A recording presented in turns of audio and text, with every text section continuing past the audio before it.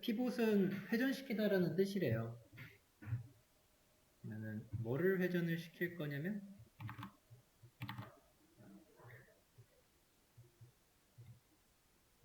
이런 테이블을 내가 회전을 시킬 거예요. 회전을 왜 시키냐면 지금 데이터가 DBMS는 세로로 쌓이죠. 세로로 쌓는 이유가 데이터를 좀 관리하기 편하게 하기 위해서예요. 그래서 날짜 같은 데이터를 보시거나 아니면 부서를 보실 때 이 부서에 대해서 이런 걸 모으는 느낌이 아니고 그냥 펼치죠.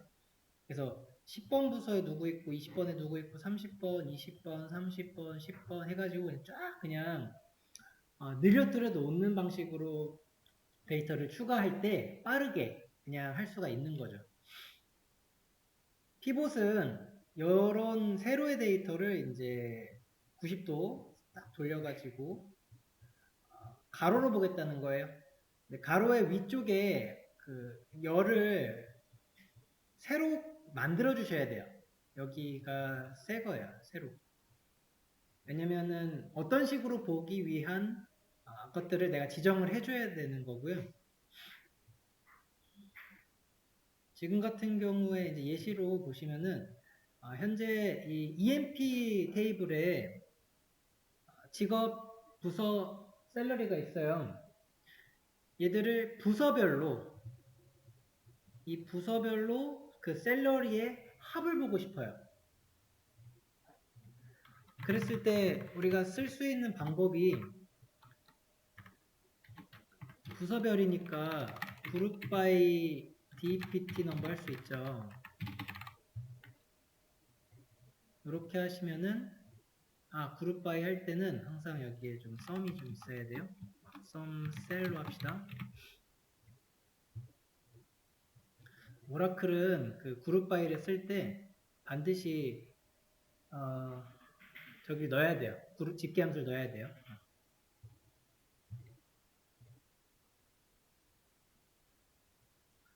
썸이 나오고요. 그 썸에서 앞에다가 이제 부서 같은 걸 넣으면은 앞쪽에 이제 10, 20, 30이 나오겠죠. 근데 이렇게 볼 때 얘가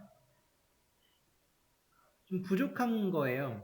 내가 정보를 보고 싶은 거는 이 부서별로의 어떤 합도 보고 싶은데 나는 좌별로도 보고 싶어요. 그래서 좌부로도 나누어 보자고요. 구분을 이렇게 했을 때는 또 이제 좌비니까 여기 클러크, 세일즈맨, 아날리시스트, 매니저 같은 거 있는 건데요. 이게 세로로 봤을 때 좀 보기가 불편해져요. 그런 것들을 좀 합쳐가지고 피봇을 시킨 건데요.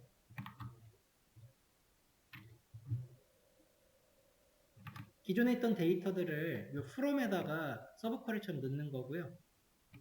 그 다음에 피봇해서 함수를 이제 괄호로 넣어서 여기 10, 20, 30의 새롭게 내가 지정을 할 칼럼의 이름들이 돼요.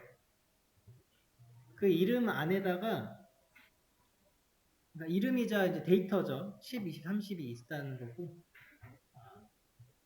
그거의 합이에요. 합. 썸을 넣어야 돼요.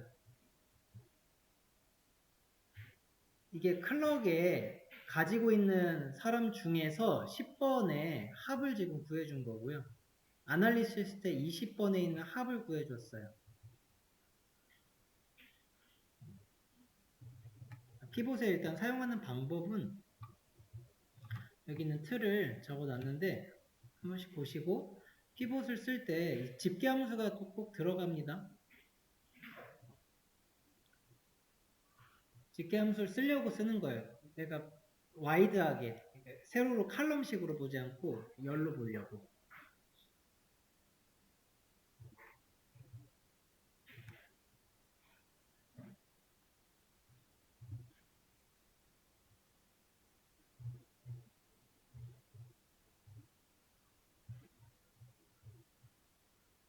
그 아래에 있는 것들의 예시들 한 번씩 실행을 해보세요. 이게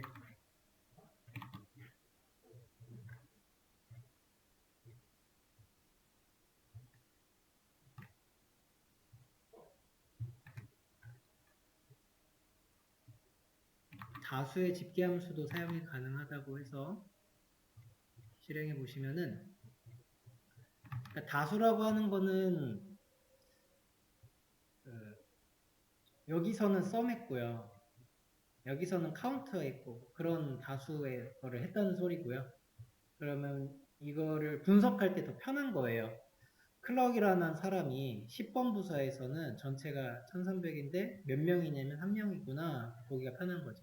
근데 요런 데이터들을 내가 썸이랑 카운트랑 해가지고 그냥 셀렉트 문에 잡으로 그룹 바이로 만들거나 그룹 바이 지금 잡을 하고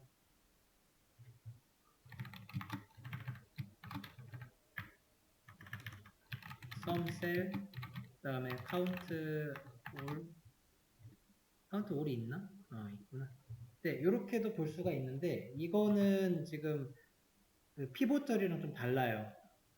데이터를 좀 늘리는 부분에서 한 가지 더 부족한 거죠. 그룹 바이만으로 보기에는.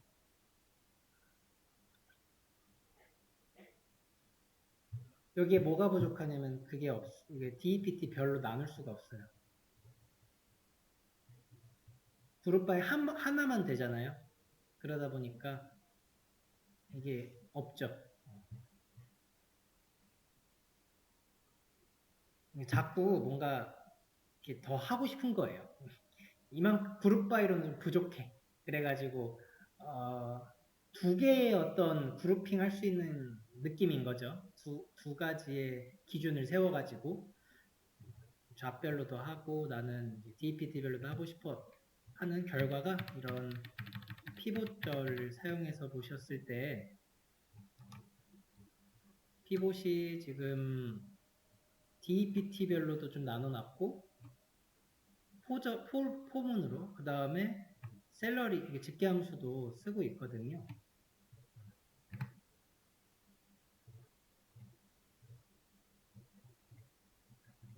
피봇이랑 그 다음에 언피봇은 이거 반대로 돌리는 거예요. 네, 가로로 쭉 펼쳐놓은 거를 다시 세로로 할 때 모양은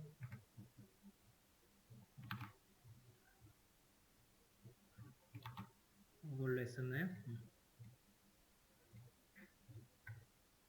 크리에이트 하고 셀렉트를 해야지.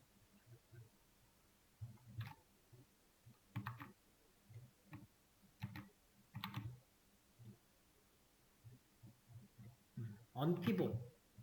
언피봇 할 때는 기존의 열에 대해서 기존의 열을 어떻게 바꾸냐면은 이렇게 셀러리 있는 그 칼럼으로 넣으라 해요. 여기 있던 데이터들이 그러면은 다음과 같이 이제 들어가는데 이거 이제 뒤집은 거죠. 90도.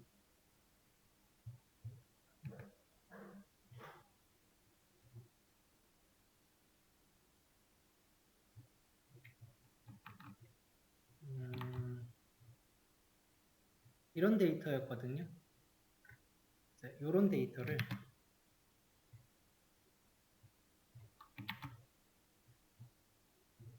언피봇을 해서 다음과 같이 만든 건데 비교 한번 해보세요.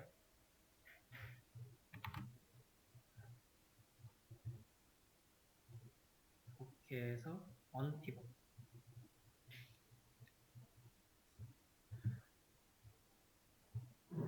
이 두 행에 있는 데이터를 셀러리로 이렇게 모았죠. 보시면은 그러고 잡을 약간 풀어넣었죠. 그러면서 테이블의 데이터를 어쨌든 이렇게 돌리는 느낌이에요. 그래서 90도 딱 돌려가지고 데이터를 맞춰서 내가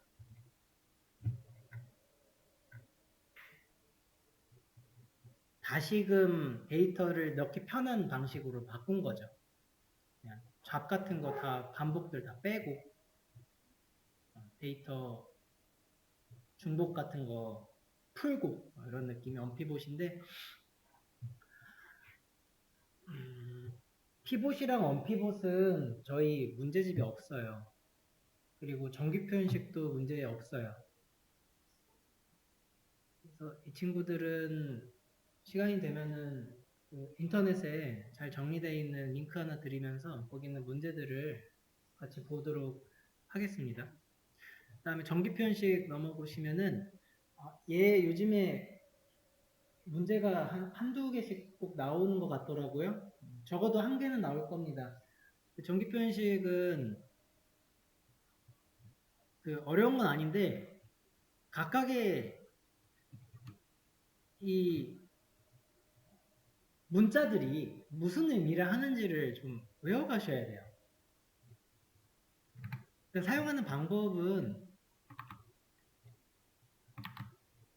이 reg, ig, exp, 서브 스트링 같은 거 이런 식으로 나올 거예요. 그렇게 했을 때 이런 함수 보시면 정기 표현식이다 아시면 되고 앞에 나오는 게 대상이에요. 뒤에 나오는 이 친구가 정기 표현식인데 얘가 정규 약속이 돼 있는 거예요. 그러니까 점은 포함이다. 뭐 이거 하나 그 벽이 세워져 있어요. 이거 슬래시인가? 일자로 벽이 세워져 있으면은 그 중에 한 개, 뭐 오어 관계, 뭐 엔드 관계 다 있어요. 이게 의미가 거기에 대해서 맞춰가지고 결과들이 지금 나오는 건데 문제가 다음과 같은 쿼리의 결과를 꼭 찍으라고 할 겁니다. 그래서 이거는 다 알아야 돼요. 뭐 이제 활용까지는 안 나오는 것 같고요.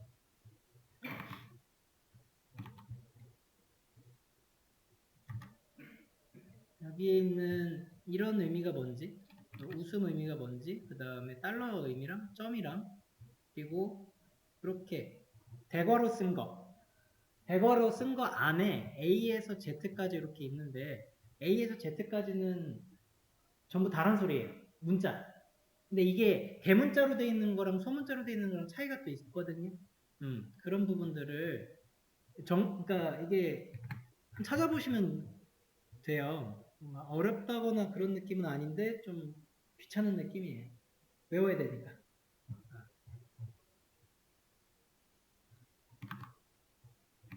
자, 여기 보시면은 어퍼라고 하는 의미의 정기 표현식은 뭐냐면 대문자인 것만 빼라는 소리가 되죠. 어퍼랑 로어 있을 거예요. 어퍼면 이 중에서 대문자만 빼니까 F만 이렇게 튀어나오는 그런 느낌이거든요. 그런 식으로 찾으시면 돼요.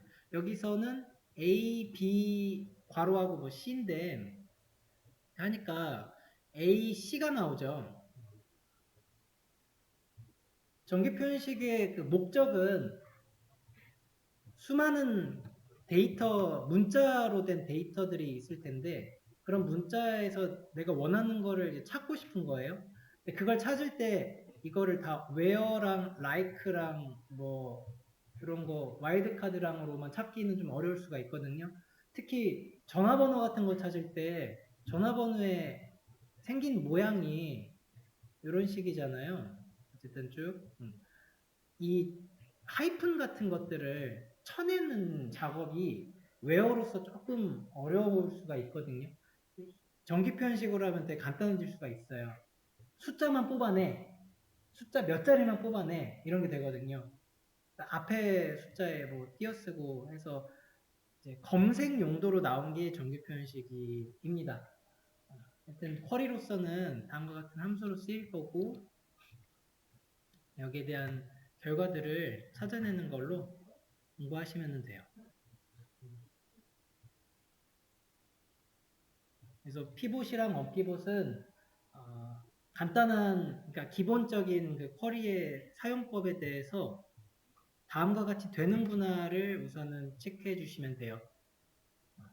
이걸 보시고, 이 쿼리를 보시고 결과가 어떻게 나올지를 해석해 주시면 되는데 대상이 from이라는 소리고요. 그 다음에 피봇하고 sum이 결과로 이제 들어가는 데이터들이겠죠. 여기 각각에 in으로 들어가는 부분이 열인 거고요.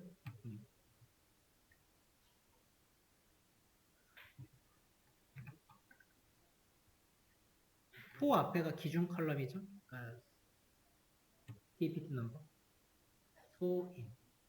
기본적 공식 그 틀과 이렇게 같이 봐주시면 돼요.